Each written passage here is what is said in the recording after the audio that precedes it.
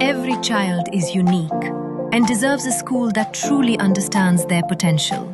At Bright Future Public School Sidhauli, learning goes beyond textbooks. With experienced teachers, modern teaching methods, and personal attention for every student. We believe in academic excellence, strong values, creativity, and confidence. A safe, caring environment where children grow, learn, and succeed. Admissions open! Enroll today at Bright Future Public School Sidhauli, where bright minds build a brighter future. Uttar Pradesh के हृदय स्थल सीतापुर के खैराबाद स्थित भूमिजा बहुउद्देशीय hall में आज विकास की एक नई इबारत लिखी गई। मौका था प्रदेश सरकार के सफलतम 9 वर्षों के कार्यकाल का जश्न मनाने का।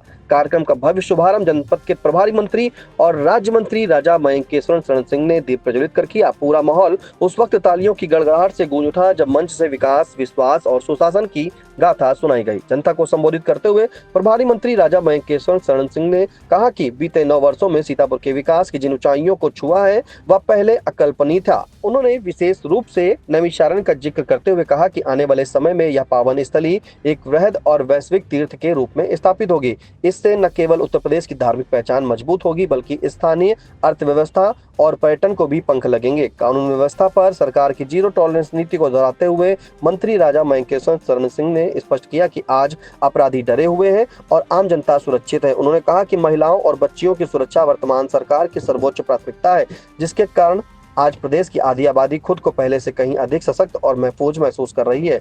कृषि और अर्थव्यवस्था पर बात करते हुए उन्होंने संकल्प जताया कि उत्तर प्रदेश साल 2047 तक भारत को विकसित राष्ट्र बनाने में अपनी सबसे महत्वपूर्ण भूमिका निभाएगा। प्रभारी मंत्री ने इस दौरान बिंदुवार उपलब्धियों का बखान किया। सेवता विधायक ज्ञान तिवारी ने नारी शक्ति के सम्मान और सशक्तिकरण पर जोर देते हुए कहा कि प्रधानमंत्री और मुख्यमंत्री के नेतृत्व में सरकार का हर कदम गरीब, किसान और वंचितों के उत्थान के लिए समर्पित है।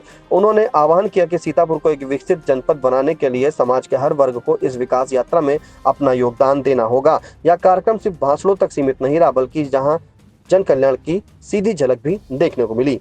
प्रभारी मंत्री और जनप्रतिनिधियों ने संवेदनशीलता दिखाते हुए टीबी मरीजों को पोषण किट वितरित की। राजस्व विभाग की ओर से ग्रामीणों को घरौनी प्रदान की गई तो वहीं NRLM के तहत स्वयं सहायता समूहों की महिलाओं को उनके मेहनत के लिए प्रशस्ति पत्र देकर सम्मानित किया गया। प्रधानमंत्री और मुख्यमंत्री आवास योजना के लाभार्थियों के चेहरों पर घर मिलने की खुशी साफ देखी जा सकती थी। कार्यक्रम में DM डॉक्टर राजा गणपति यार, CDO प्रणता ऐश्वर्य और ADM नीतीश कुमार सिंह समेत जनपद के तमाम वरिष्ठ अधिकारियों और जनप्रतिनिधियों की गरिमामय उपस्थिति रही। प्रभारी मंत्री राजा मयंकेश्वर शरण सिंह ने आई इंडिया को बताया, देखिए, एक तो कल से नवरात्र भी शुरू है, तो आप सबको नवरात्र की बहुत बहुत शुभकामनाएं।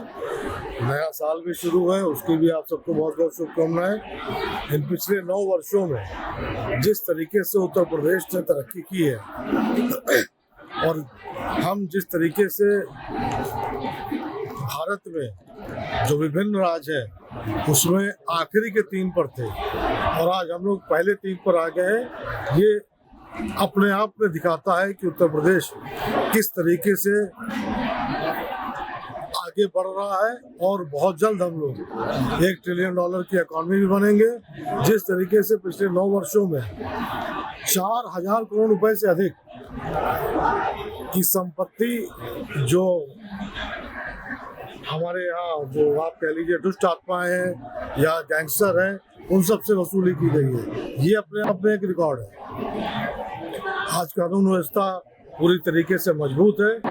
हमारी महिलाएं, हमारी बच्चियां, वो सब पूरी तरीके से सेफ हैं और मुझे लगता है कि इन आने वाले समय में उत्तर प्रदेश देश का, आज हम लोग अभी मुख्यमंत्री जी ने बताया कि कृषि क्षेत्र में हमारा 9.1% का सहयोग था और आज इन 9 वर्षों में कृषि क्षेत्र में हम 18% से अधिक का सहयोग हमारा हो गया है।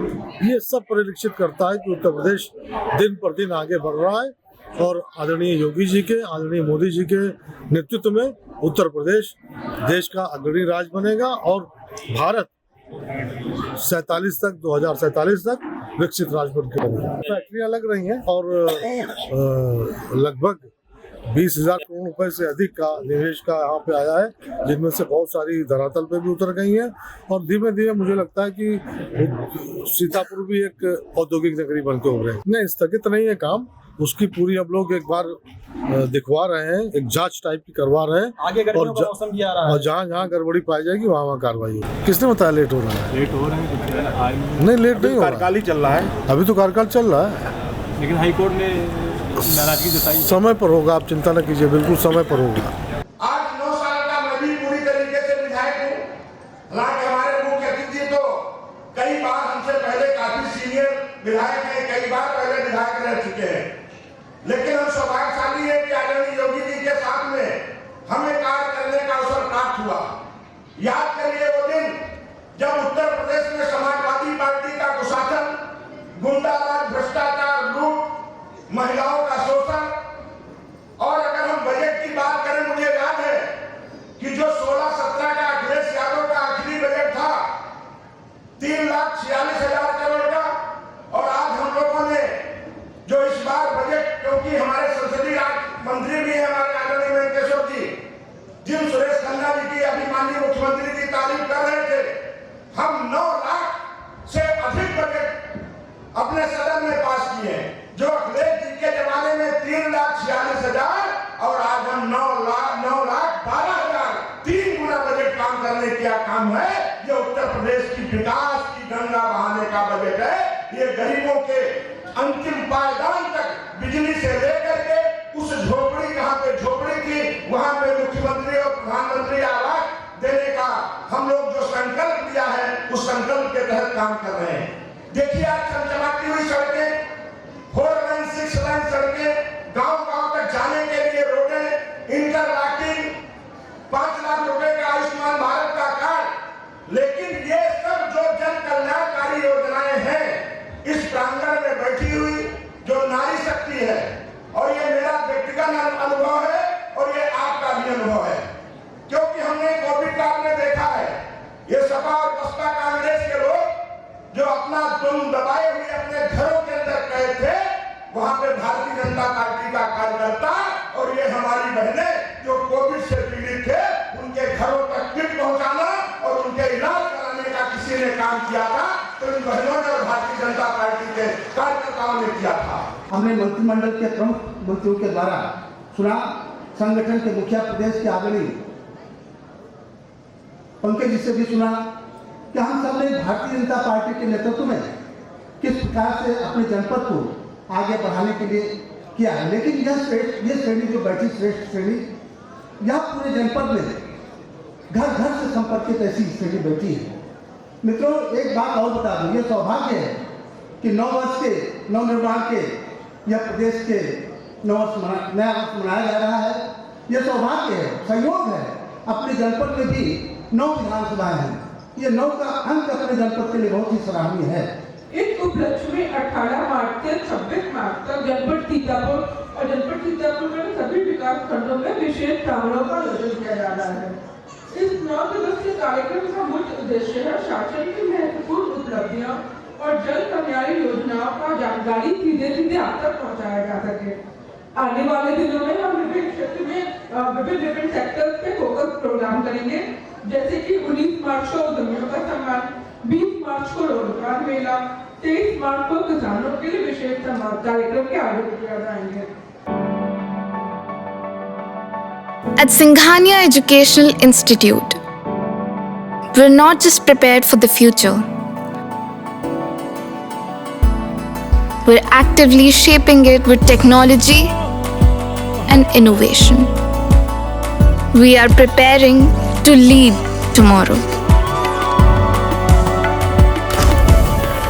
Singhania Educational Institute, cultivating knowledge.